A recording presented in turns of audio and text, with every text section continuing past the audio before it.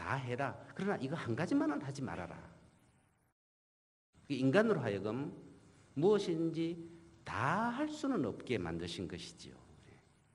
그것이 선악과 이야기로 이렇게 이스라엘 신학자들은 설명하고 있습니다. 이 동산에 있는 나무 열매는 무엇인지 마음대로 다 따먹어라. 그러나 선과 악을 알게 하는 나무 열매만은 따먹지 말아라. 그것을 따먹는 날 너는 반드시 죽는다. 창세기 2장 15절 17절 내용입니다. 선악과 이것은 인간의 교만을 경계하는 그런 핵심 용어입니다. 이것은 사람을 구속하는 멍해가 아니라 창조가 유지되기 위한 질서, 또 사회나 공동체가 유지되기 위한 기본 질서였습니다. 우리 인간에게는 양심인 것이고 공동체에게는 규칙이고 법이 이게 선악과인 겁니다. 선악과가 있어야 모든 게 질서가 유지된다는 것이죠. 이스라엘 신학자들은 불행하게도 이 기본 질서가 깨져버렸다. 그로 인해서 인간 본성이 죄로 물들게 됐고 인간 운명은 죽는 날까지 고통을 겪을 수밖에 없는 운명이 됐다고 이렇게 성찰하고 있습니다. 그 이야기를 이렇게 풀어나가고 있습니다. 갑자기 뱀이 나타나서 여자에게 여자 맘대로 다 하게 하지는 않으신 하느님께 대해 서운한 마음이 들도록 말꼬리를 얄밉게 바꾸고 있습니다. 예, 하느님이 너희들어 이 동산에 있는 나무 열매는 하나도 따먹지 말라고 하셨다는데 그게 정말이냐? 하나도? 이렇게 뱀의 이야기입니다. 창세기 3장 1절. 이 여자가 뱀에게 아니야. 하느님께서는 이 동산에 있는 나무 열매는 무엇이든지 다 따먹되 이 동산 한가운데 있는 나무 열매만은 따먹지도 말고 만지지도 말라고 하셨다. 창세기 3장 2절 3절입니다. 따먹지도 말고 만지지도 말라. 이 만지지도 말라는 말은 여자가 덧붙인 말입니다. 하느님께서 따먹지만 말라고 하셨지 언제 만지지도 말라고 하셨어. 근데 여자는 따먹지도 말고 만지지도 말라고 하셨다? 이렇게 해요. 이 말 속에 뭐대로 마음대로 다 하게 하지는 않으신 하느님께 대한 서운한 마음이 묻어 있습니다. 이게. 네. 기가 막힌 표현이잖아요. 예, 이스라엘 신학자들이요. 이렇게 표현했습니다. 또 뱀의 그 말꼬리 그 돌리는 게 얼마나고 그죠? 기가 막힙니까? 이 나무 열매만은 말하자면 하나도 따먹지 말라 했는데 정말이냐? 이렇게 싹 그죠? 뱀이 여자에게 그게 여자가 아니야. 다 따먹대. 요거 하나만은 따먹지도 말고 만지지도 말라고 하셨다. 이런 표현이 기가 막힌 표현입니다. 한마디 한마디가 보면요. 여기에 인간의 본성이 녹아있는 표현들입니다. 이게 얼마나 깊은 이스라엘 신학자들의 인간 본성에 대한 그런 아주 깊은 탐색이고 그것을 표현하는 용어들입니다. 이런 것들이요. 예. 뱀은 바로 이 순간을 놓치지 않습니다. 아니야. 절대로 죽지 않아. 그 나무 열매를 따먹으며 너희는 하느님처럼 될 것이야. 창세기 3장 5절입니다. 예. 이 대목이요. 이 참 인간 본성, 인간의 이기적인 본성, 높아지려는 인간 본성, 이것 때문에 평생 고통 속에 살 수밖에 없는, 고통의 굴레 속에 살 수밖에 없는 인간 운명을 이렇게 간파하고 표현하고 있습니다. 창세기 3장 내용요. 보면 볼수록 기가 막힌 내용들입니다. 너희는 하나님처럼 될 거야. 뱀의 유혹에 인간은 하나님처럼 되고자 했습니다. 선악과를 따 먹고 만 것이죠. 하나님처럼 된다는 거. 이것은 바로 인간이 하나님의 뜻에 따르지 않고 내가 하나님처럼 내 마음대로 다 하겠다. 것입니다. 인간의 교만함이죠. 이렇게 해서 아담은 창조 질서를 깨버리고 만 것입니다. 하느님의 추궁이 시작되고 있습니다. 아담아, 너 어디 있느냐? 아담은 비겁하게도 핑계를 대고 있습니다. 여자 때문에 그랬습니다. 여자도 비겁하게 변명을 대고 있습니다. 뱀 때문에 그랬습니다.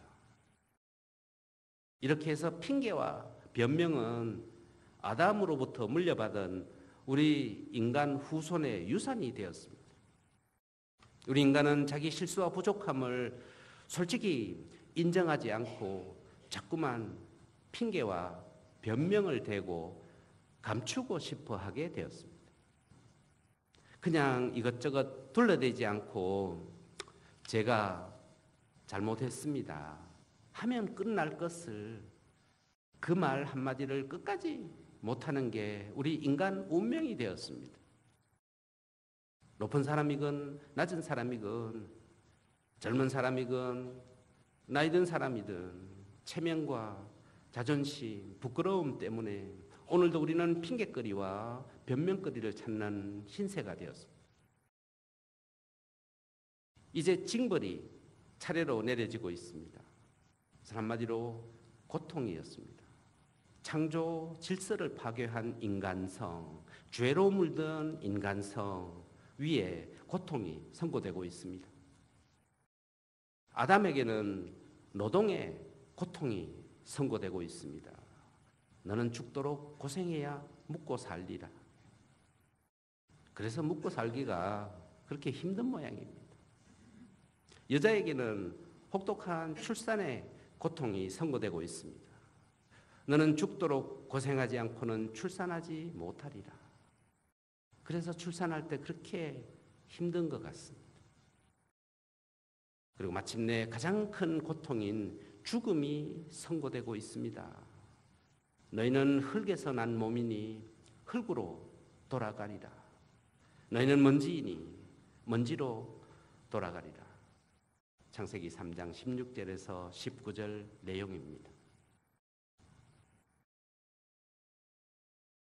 우리의 인생이란 고통과 시련의 연속인 것 같습니다. 너나 할 것 없이 잘났거나 못났거나 많이 배웠거나 못 배웠거나 많이 가졌거나 못 가졌거나 다들 이런저런 고민 속에서 사는 것이 우리 인생인 것 같습니다. 우리 인간은 숙명적으로 죄로 물든 인간성을 가지고 살아갑니다. 나약한 인간성, 우리 20세기의 가장 뛰어난 신학자 2차 바티칸 공의회의 주역 중에 주역으로 평가받는 칼 라너 신부님, 우리 인간 본성을 세 가지 형용사로 표현했습니다. 비참하고 비겁하고 원시적인 인간 본성. 이것이 바로 인간 운명인 것 같습니다. 따지고 보면 우리는 너나 할 것 없이 무거운 짐을 지고 허덕거리면서 사는 인생인 것 같습니다.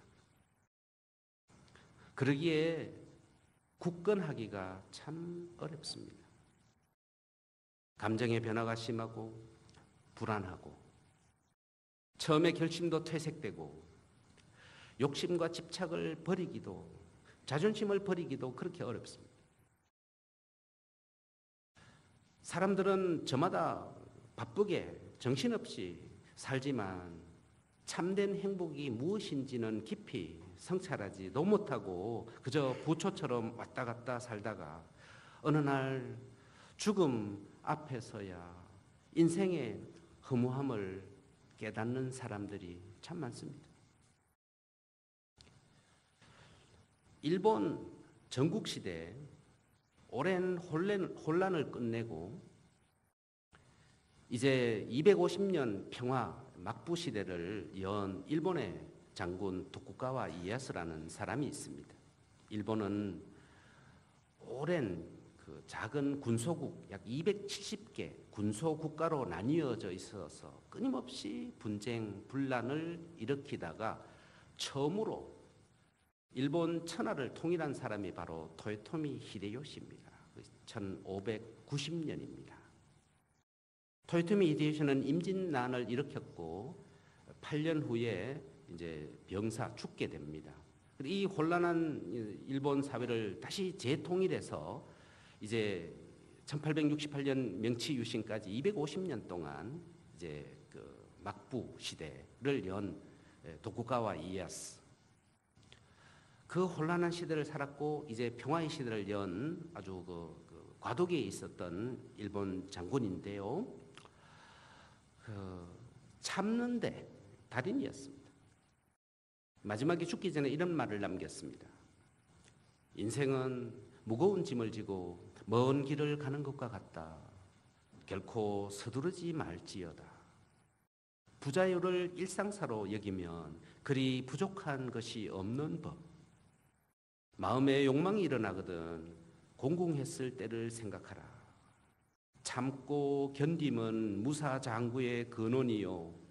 이기는 것만 알고 지는 것을 알지 못하면 반드시 그 해가 몸에 미치리니 항상 자신을 책하고 남을 탓하지 말지어다.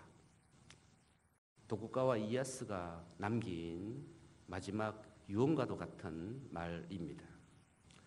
사람이 죽기 직전에 남긴 말을 절명시라고 하고 불교에서는 임종계라고 합니다.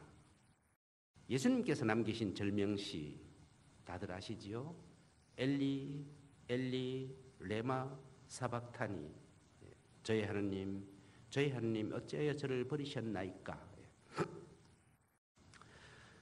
이스라엘 왕이었던 코헬렛이 남긴 절명시도 우리가 잘 압니다. 헛되고 헛되도다. 모든 것이 헛되도다. 사람이 하늘 아래서 아무리 노력한들 무슨 소용이 있으랴. 나는 누구보다도 많이 배웠다. 이스라엘에서 나만큼 배운 사람이 없었다. 그러나 그 모든 지식이 무슨 소용이 있더냐. 나는 누구보다도 가진 게 많았다. 이스라엘에서 나만큼 부자가 일찍이 없었다. 그러나 그 모든 재산도 무슨 소용이 있더냐. 다 바람을 잡는 것과 같이 헛된 일이었다. 코헬렛 1장 2절 또 2장 11절 대목입니다. 옛날부터 사람들은 죽음 앞에서 인생의 허무함을 말해왔습니다. 로마 제국의 강력했던 황제 septimius 세베루스는 65살로 죽기 직전에 이런 말을 남겼습니다. 나는 모든 것을 이루었다. 로마 군단장도 했고 변호사도 했다. 원로원 의원도 했고 집정관도 했다. 식민지 총독도 했고 마침내 황제까지 했다. 국가 요직은 모두 거쳤고 임무를 충실히 했다고 자부한다. 하지만 이제 와서 죽음 앞에 생각해 보니 그 모든 것이 다 헛된 것 같구나. 역사상 처음으로 일본 천하를 통일하고 부귀영화를 누렸던 일본 장수 도요토미 히데요시도 죽음 앞에 인생의 허무함을 이야기했습니다. 인생이란 것이 태양 아래 금방 사라지는 이슬방울 같구나. 세종 임금을 모시고 한글 창제를 위해서 온 힘을 다하고 후대 문종과 단종에 대한 충절을 지키려고 이제 단종을 죽이고 쿠데타로 집권한 세조에게 저항하다가 처형되었던 조선 초기의 충신, 망고의 충절을 지킨 충신이지요. 성삼문은 한강 노량진 그 부근 백사장에서 이제 처형되었는데요. 처형되기 전에 남긴 절명시가 아주 애절합니다. 북소리 둥둥둥 목숨을 재촉하고 해는 서산에 걸렸구나. 먼 길 떠나려는데 돌아보니 주막 하나 없으니 이 밤은 어디서 묵어갈꼬. 죽음을 앞둔 애절함이 묻어나는 이 시에 죽음 뒤에는 아무것도 알 수 없는 허무함이 서려 있습니다. 예수님께서 고통 속에 있는 인간을 구원하시기 위해서 세상에 오셨습니다. 예수님께서 첫 번째로 선포하신 말씀이 이것입니다. 회개하여라, 하늘나라가 가까이 왔다. 어두움 속에 앉아있는 백성이 큰 빛을 보았다. 죽음의 그림자가 드리운 고장에 앉아있는 이들에게 빛이 떠올랐다. 사실 예수님 말씀대로 우리 인생은 죽음의 그림자가 드리운 고장에 앉아있는 것과도 같을 것 같습니다. 예수님 말씀, 주님께서 나를 보내시어 가난한 이들에게 기쁜 소식을 전하게 하셨다. 그 때가 바로 지금이다. 예수님께서 인간의 나약한 인간 본성, 죄로 물든 인간성의 굴레에서 인간을 해방시키시는 분으로 오신 것입니다. 사람들은 그 소식을 듣고 기뻤습니다. 너무나 기쁘고 기뻤던 나머지 사람들은 그 소식을 기쁜 소식, 복음이라고 불렀던 것입니다. 오늘 첫 시간에는 죄로 물든 인간성으로 우리 인생의 고단함 그리고 그 원인을 지금부터 4,000년 전에 이스라엘 신학자들은 어떻게 인생의 고단함의 원인을 분석해냈는지 그것을 살펴봤습니다. 바로 창세기 3장 죄로 물든 인간성을 설명하기 위한 선악과 이야기가 인간의 고단함, 인생의 고단함의 원인으로 아주 기가 막히게 분석하고 그것을 그려놓은 이야기를 설명을 해드렸습니다.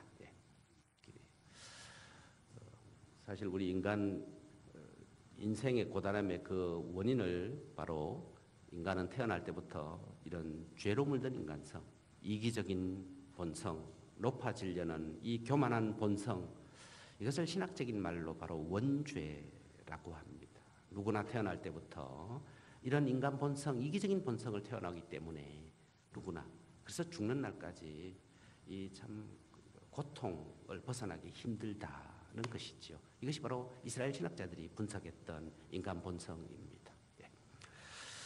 지금이 지금 이제 8시 한 50분쯤 되었는데요.